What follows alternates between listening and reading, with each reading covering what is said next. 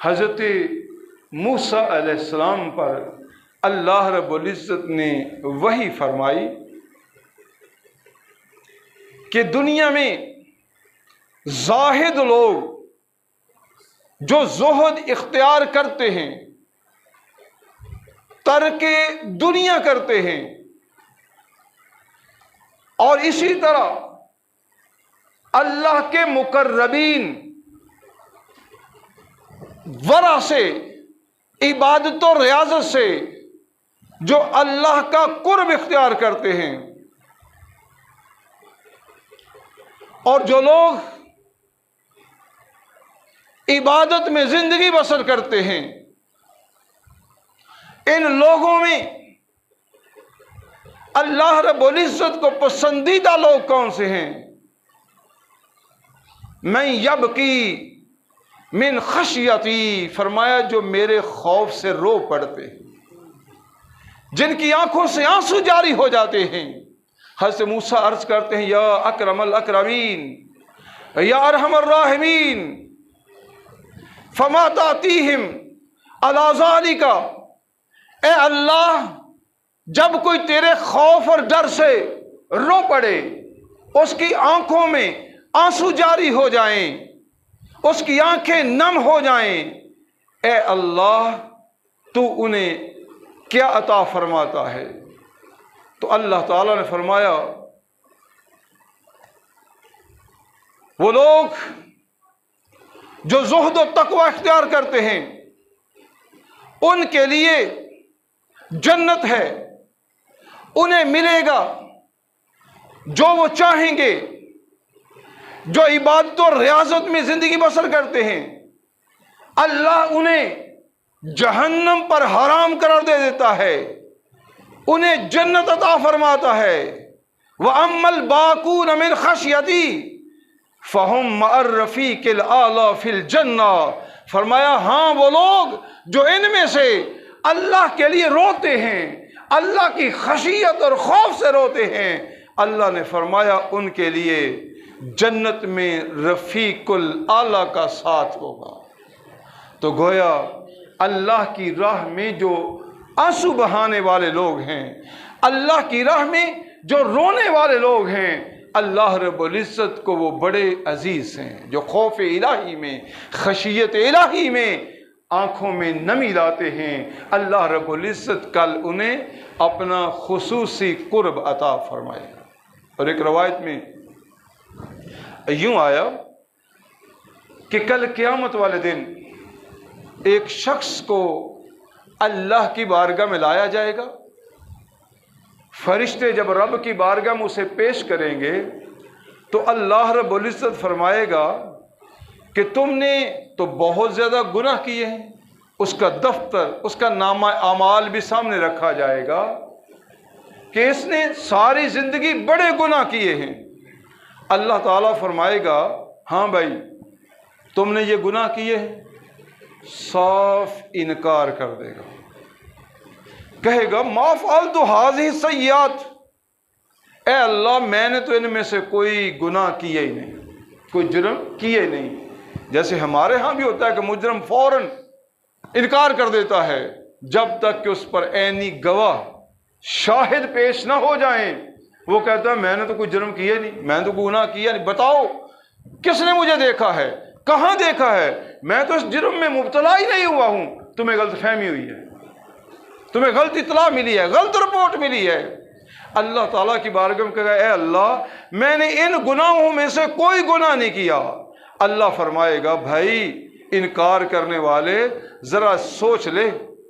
میرے پاس گواہ موجود ہیں، ان لی شہودن، میرے پاس عینی گواہ موجود ہیں جو یہ گواہی دیں گے کہ تم نے یہ جرم کیا ہے۔ فَيَلْتَفِتُ إِلَىٰ جَنبِهِ وَشَمَالِهِ، وہ دائیں اور بائیں دیکھے گا، آگے پیچھے دیکھے گا، اسے کوئی گواہ نظر نہیں آئے گا، تو وہ کہے گا اے اللہ میں تو کسی گواہ کو نہیں دیکھ رہا، یہاں پر تو کوئی گواہ موجود نہیں۔ اللہ فرمائے گا اچھا تمہیں کوئی گواہ نظر نہیں آ رہا، پھر اس کی زبان کو بند کر دیا جائے گا۔ اس کی زبان بندی ہوگی، خاموش کرا دیا جائے گا۔ پھر کیا ہوگا؟ اس کے ہاتھ بول کر کہیں گے اے اللہ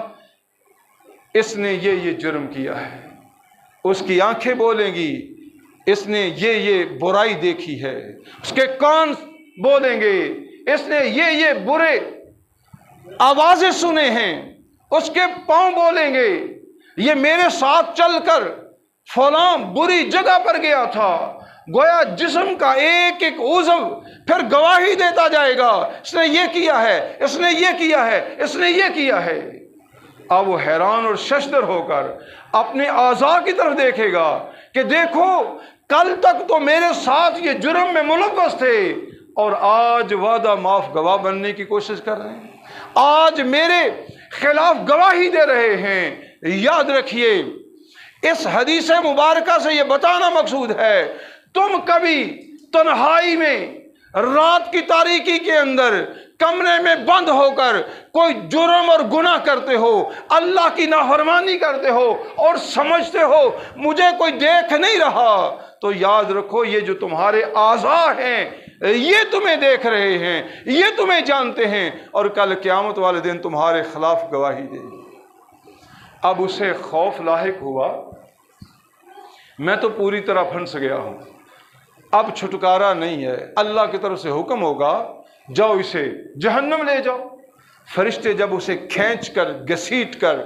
جہنم کی طرف لے کر جا رہے ہوں گے تو پھر کیا ہوگا؟ فَيَظْهَرُ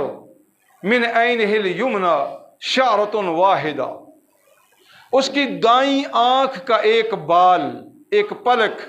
دائیں آنکھ کی ایک پلک ظاہر ہوگی اور وہ اللہ کی بارگاہ میں تستاذن من اللہ تعالی ان تتکلم، وہ اللہ کی بارگاہ میں سوال کرے گی اے اللہ اگر اجازت ہو تو میں بات کر سکتی ہوں۔ وہ پلک اللہ کی بارگاہ میں حاضر ہوگی اور اللہ کی بارگاہ سے اذن تکلم لے گی۔ اللہ رب العزت جب اسے بولنے کی اجازت دے گا تو وہ کہے گی اے اللہ کیا یہ تیرا فرمان نہیں، تیرے محبوب نے ہم تک یہ پیغام نہیں پہنچایا کہ جب کوئی آنکھ جس میں نمی آ جائے، آنسو آ جائیں اور آنکھ کا ایک بال بھی اس کے آنسو سے نم اور تر ہو جائے اور وہ آنسو تیرے خوف کی وجہ سے آیا ہو، تیری خشیت کی وجہ سے آیا ہو، تیرے ڈر کی وجہ سے آیا ہو، اے اللہ اس ڈر کی وجہ سے آنے والے آنسو نے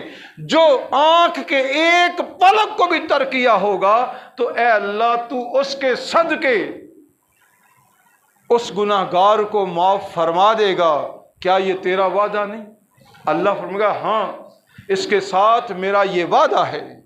تو وہ آنسو سمیٹنے والی پلک کہے گی اے اللہ میں گواہی دیتی ہوں کہ تیرے خوف اور خشیت کی وجہ سے اس کی آنکھوں میں آنسو آئے تھے اور اس آنسو کو میں نے سہارا دیا تھا، میں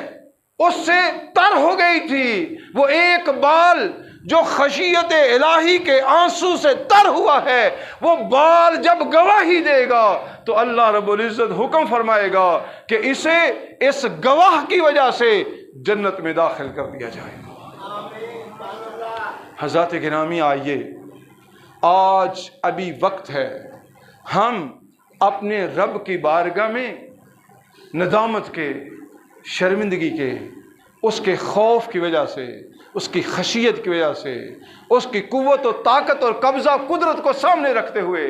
اور اپنی کمزور و ناتواں جان کو سامنے رکھتے ہوئے کہ ہم اس کی گرفت سے بچ نہیں سکتے اور اس کے عذاب کو برداشت نہیں کر سکتے، ہمیں اتنی سخت نہیں کہ اس کے عذاب کو برداشت کر سکیں، یہ سوچ کر، یہ تصور کر کے کبھی تنہائی میں بیٹھ کر پھر اپنے رب کی بارگاہ میں ہاتھ اٹھائیں، آنکھوں کو نم کریں، آنکھوں میں آنسو لائیں، پھر پتہ چلے گا اللہ رب العزت اس کو کتنا کرم اور احسان سے نوازتا ہے۔ موتی سمجھ کے چن لیے شان کریمی نے،